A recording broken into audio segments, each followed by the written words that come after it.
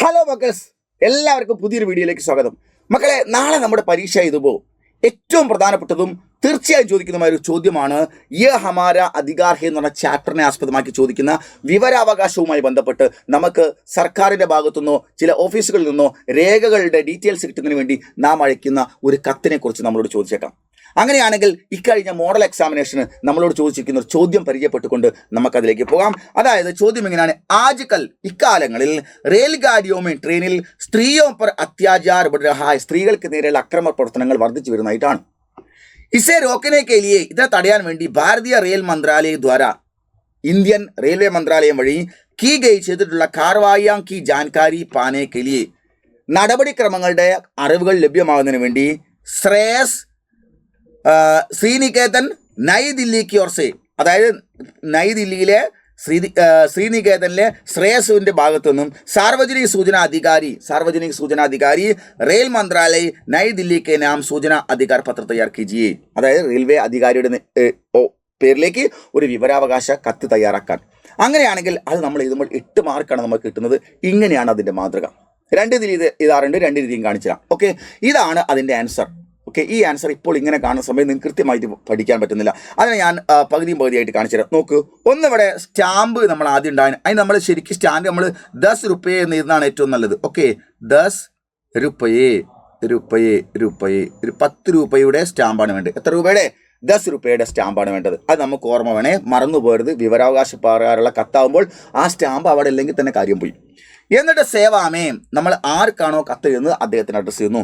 സാർവജനിക സൂചനാ അധികാരി റെയിൽ മന്ത്രാലയ നയി ദില്ലി, അത് നമ്മൾ ആർക്കാണോ കത്ത് എഴുതുന്നത് അവിടെ എഴുതി. എന്നിട്ട് 1 നമ്പർ ഇട്ടിട്ട് ആവേദക നാം, അപേക്ഷകന്റെ പേര് ശ്രേയസ്. 2 ടാക്ക് കാ പൂരാ പത, അദ്ദേഹത്തിന്റെ തപാൽ അഡ്രസ്സ് എന്താണ്? ശ്രീനികേതൻ നയി ദില്ലി. 3 സൂചന കാ വിഷയ്, എന്ത് വിഷയമാണ് അറിയേണ്ടത്? റെയിൽഗാഡിയോമേ സ്ത്രീയോ പർ അത്യാചാർ സംബന്ധി, ട്രെയിനിൽ സ്ത്രീകൾക്ക് നേരെ ഉണ്ടാകുന്ന അപകടങ്ങളെക്കുറിച്ചാണ് അറിയേണ്ടത്. 4 സന്ദർഭ്, ഈ ചോദിക്കാൻ കാരണം എന്താണ്? സൂചന കാ അധികാർ അധിനിയമം 2005, 2005 പാർലമെന്റ് പാസ്സാക്കിയ നിയമപ്രകാരമാണ് ഇത് ചോദിക്കാൻ തയ്യാറാവുന്നത്. എന്നിട്ട് അതിൻ്റെ ബാക്കി നമ്മൾ എഴുതുന്നു. 5ാമത്തെ പോയിന്റിൽ മാങ്കി ഗൈ സൂചന, എനിക്ക് അറിയേണ്ടുന്ന വിവരങ്ങൾ എന്ന് പറഞ്ഞുകൊണ്ട് കൊടുക്കുന്നു. ഇങ്ങനെയാണ്. 1 മിനിമം ഒരു 3 ചോദ്യങ്ങൾ എഴുതണം. പിछले साल, കഴിഞ്ഞ വർഷം റെയിൽഗാഡിയോമേ ട്രെയിനിൽ സ്ത്രീകളിൽ അത്യാചാർക്ക, സ്ത്രീകൾക്ക് നേരെ ഉണ്ടാകുന്ന അക്രമ പ്രവർത്തനങ്ങളിൽ കിത്തനെ ശിക്കായത്ത് മിൽഗി, എത്ര പരാതികൾ റിപ്പോർട്ട് ചെയ്തിട്ടുണ്ട് എന്ന്. നമ്പർ 2 അത്യാചാർ പർ കിത്തനെ സ്ത്രീയോം കോ ജാൻ നഷ്ടുകയും, ഇങ്ങനെ ഉണ്ടായ സ്ത്രീകൾക്ക് നേരെ ഉണ്ടായ അക്രമ പ്രവർത്തനങ്ങളിൽ എത്ര സ്ത്രീകൾക്ക് യാത്രക്കിടയിൽ ജീവൻ നഷ്ടപ്പെട്ടിട്ടുണ്ട്. 3 റെയിൽഗാഡിയോമേ സ്ത്രീയോം പർ, ട്രെയിനുകളിൽ സ്ത്രീകൾക്ക് നേരെ ഉണ്ടാകുന്ന അത്യാചാർ റോക്കിനെ അക്രമ പ്രവർത്തനങ്ങൾ തടയാൻ വേണ്ടിയിട്ട് ക്യാ കാർവായാം കീ ഗൈ ഹേ, എന്തെല്ലാം നടപടികളാണ് ഇതുവരെ സ്വീകരിച്ചിട്ടത് എന്നറിയണം.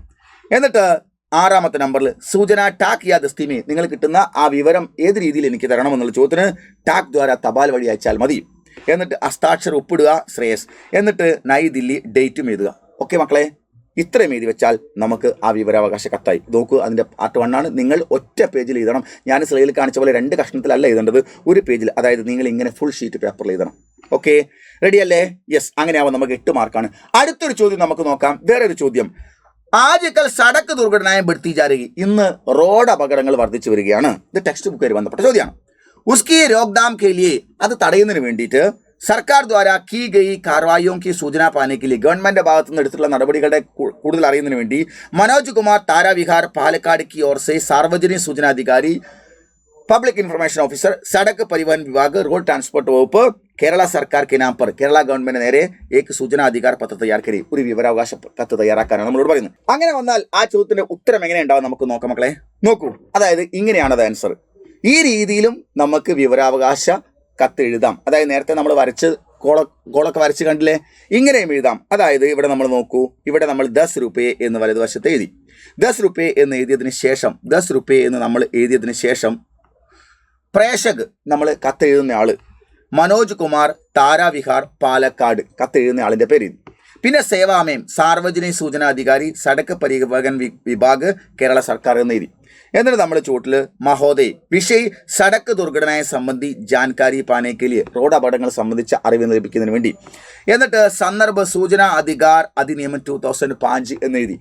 അതിനുശേഷം 3 ചോദ്യങ്ങൾ നമ്മൾ എഴുതണം. ആ ചോദ്യങ്ങൾ ഒന്നിങ്ങനെയാണ്. ഒന്ന്, പിछले साल സടക്ക് ദുർഘടനാവും സെ, കഴിഞ്ഞ വർഷം റോഡ് അപകടങ്ങളിൽ കിത്തനെ ആദ്മിയോं का जान नष्ट हुए हैं, എത്ര ആളുകളുടെ ജീവനാണ് നഷ്ടപ്പെട്ടത്?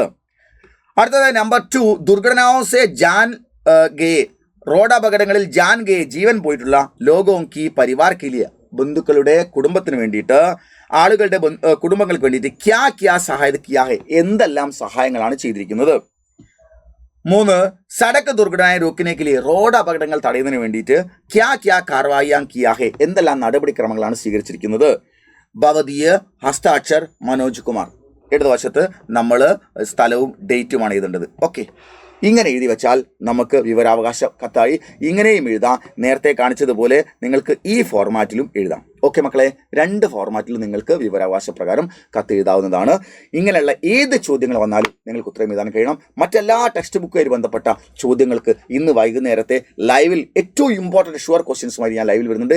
എല്ലാവരും കൃത്യസമയത്ത് ജോയിൻ ചെയ്യുക. നമുക്ക് ഗംഭീരമായിട്ട് പഠിക്കാം. ഓക്കെ.